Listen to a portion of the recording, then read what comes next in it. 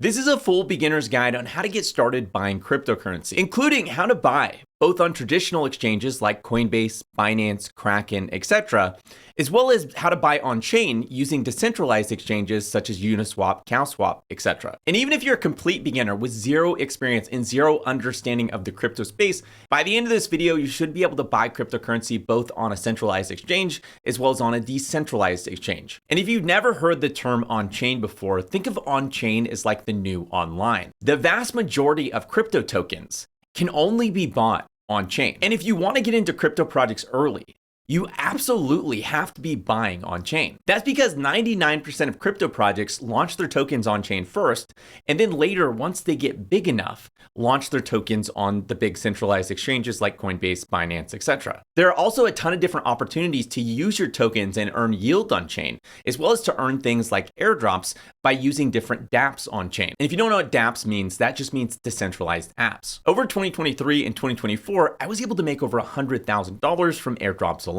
And the biggest one that I got from just using a decentralized platform called Farcaster. It's like a decentralized version of Twitter, essentially. And when it came to this specific airdrop, it didn't require any sort of investment or any sort of money on the platform. I was just using the platform. And because I was a really early user of this platform, I was able to qualify for this airdrop that ended up being worth a lot of money. There are a ton of different perks to going on chain, and it's something I would recommend everyone that's getting into crypto eventually learn how to do. I'm also gonna be sharing the top crypto tokens that I'm buying right now a little bit later in this video. The first thing you need to do to get started buying crypto is to sign up for a crypto exchange. There are a ton of different crypto exchanges out there, but personally, I would recommend you stick with either Coinbase, Binance, or Kraken. And my personal favorite of the three would be Coinbase. They've been around forever, are US based, and Coinbase is a publicly traded company that even large financial institutions like BlackRock choose when it comes to custodying their Bitcoin in relation to the Bitcoin ETFs. To sign up, you need to go through all the different normal things you have to go through when it comes to signing up for any sort of account. That means you're gonna have to put in your name, your email, address, etc. You'll also need to verify your identity as a part of a process called KYC. This is a normal government thing that's required for setting up a bank account, investment account, etc. And it essentially just involves you taking a picture of either your passport,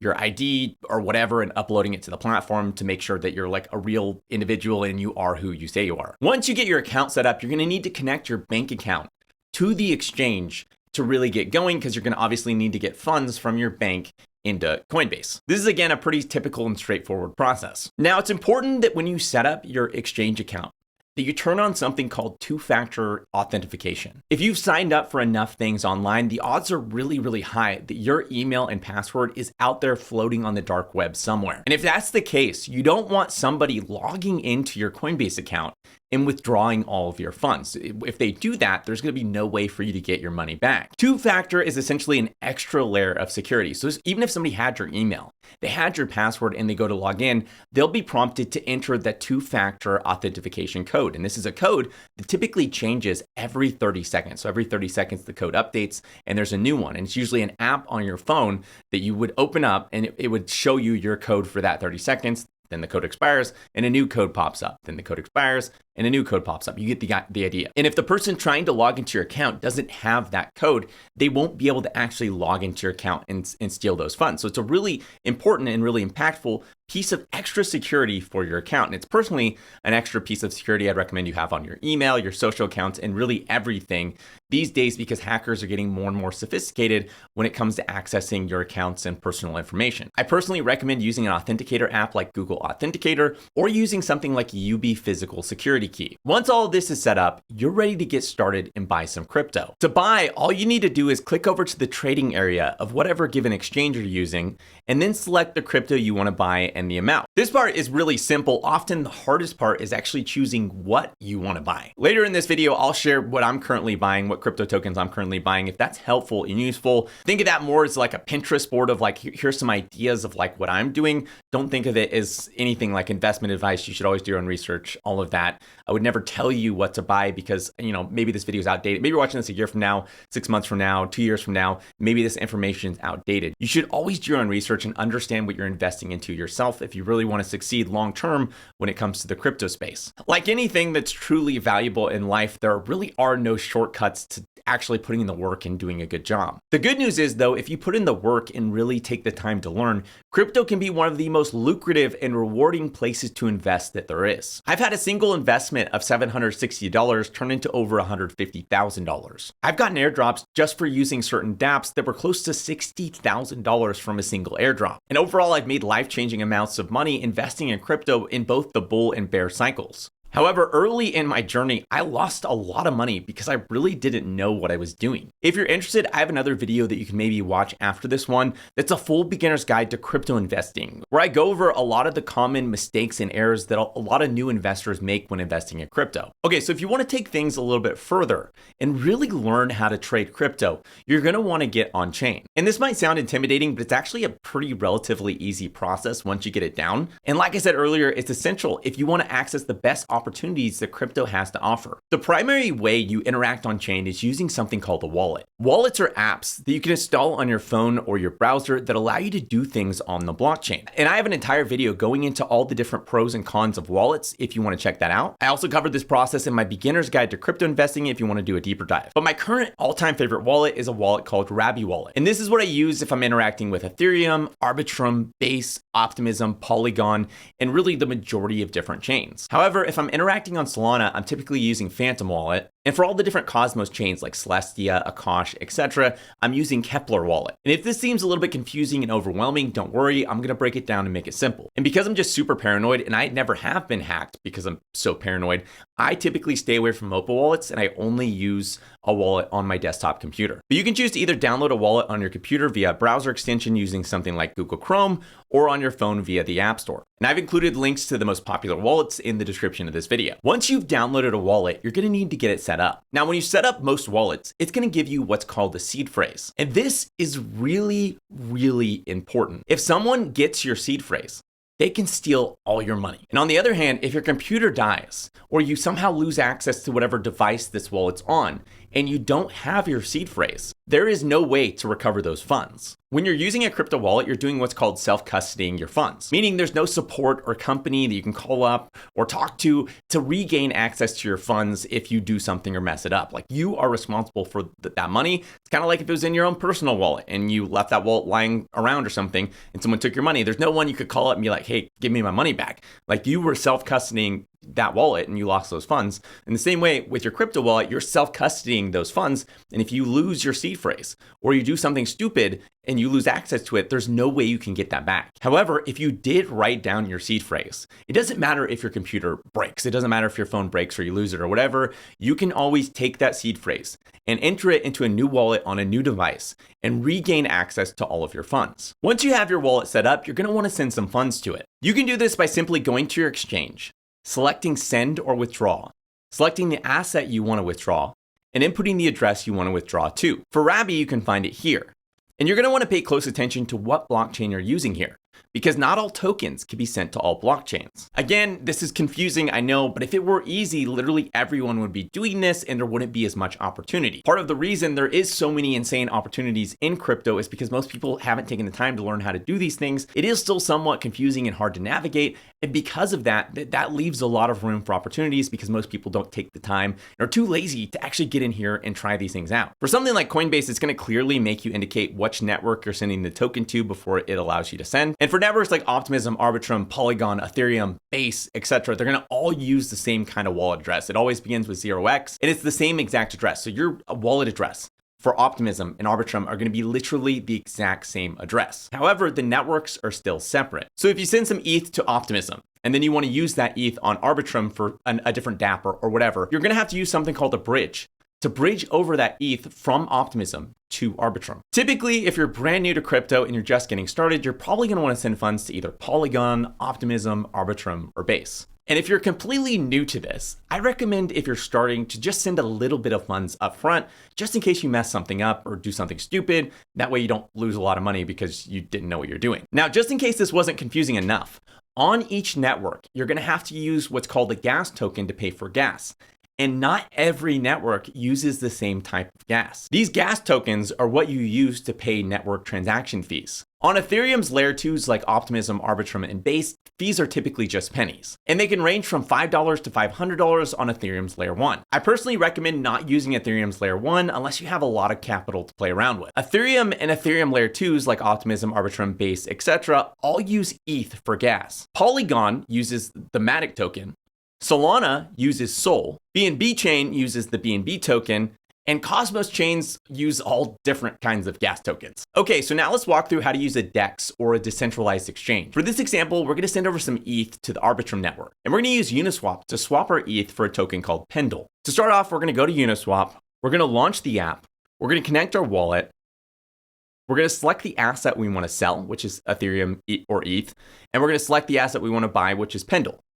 We're going to input how much we want to sell of our ETH, and that's going to dictate how much Pendle we're going to be able to buy. And then we're going to click swap. Typically, you'll have to approve the transaction first in your wallet. So you're gonna have to do one transaction that approves, and you're gonna have to do another transaction that actually swaps the token. And once the transaction settles, you're gonna have your newly bought token in your wallet just like that. And like I mentioned earlier, you're gonna have to pay a small gas fee as a part of this swap, meaning you're not gonna wanna use all your ETH for this swap because you're gonna need to leave some on the side to do other things on the Arbitrum network. Okay, so now that you've learned how to use a decentralized exchange, I'm going to teach you a little bit more of an advanced method to buy super tiny tokens in crypto. For this example, we're going to use the Base network, and we're going to buy a really tiny token called Gloom. To do this swap, we're going to use Rabby's built-in swap function. Gloom is a really tiny meme coin that I hold personally. However, this is an investment advice, and this isn't me telling you to buy these tokens. Tiny tokens like this, especially meme coins, are literally the highest risk possible that you can have in the crypto space. The purpose of this is instead to learn an advanced method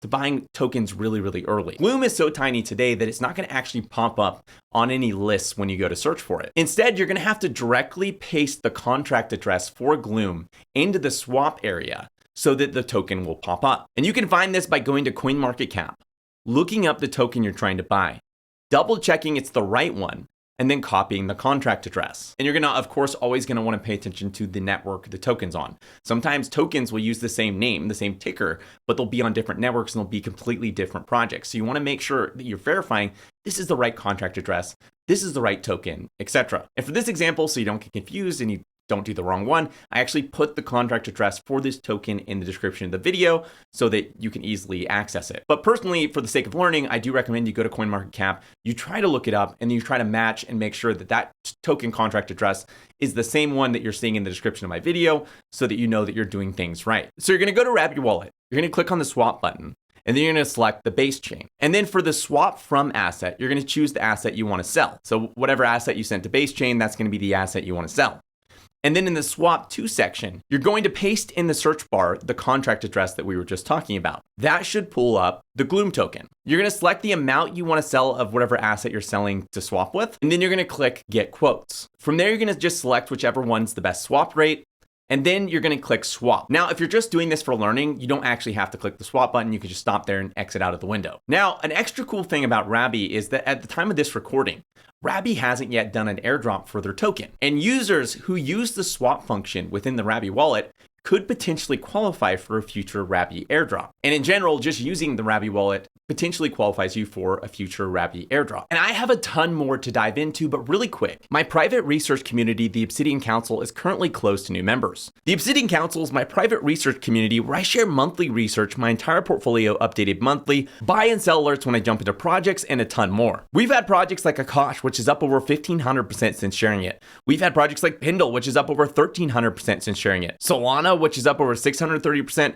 Cow, which is up over 180%, Index, which is up over 200%, and a ton more. We also have the airdrop guide, which some members made over $26,000 last year alone from airdrops, covering their membership for literally decades. I personally made well over 100K from airdrops between this year and last year, and I share everything I'm personally doing with airdrops with the community via the monthly airdrop guide. The OC is currently closed to new members. However, if you missed out and want to be able to jump in next time I open back up, there's a waitlist in the description of this video. Make sure to sign up. Now, you're probably wondering, what do you do when a token you want is on a different chain? Maybe it's on Solana, or maybe it's on a Cosmos chain or something like that. Well, if your funds are already on chain, maybe they're sitting on the Base chain or sitting on the Arbitrum chain, typically the easiest thing to actually do is actually just to send those funds back to your Coinbase exchange swap them into, like, for example, if you're trying to go to Solana, you swap your ETH into Sol, SOL, and then you send that Sol directly to the Solana network, directly to your Phantom wallet address. And then for Solana, I'd go to a site like Jupiter, which is like a DEX aggregator, and I'd swap my Sol for whatever token I was wanting to buy. All right, let's talk about some of the top projects that I'm currently buying in the crypto space. Right now, some of my favorite projects include Immutable, which is the IMX token available on Coinbase. It's a crypto gaming platform, and I'm extremely bullish on crypto gaming in 2024 and 2025. There are some really high quality games that have had multi-million-dollar budgets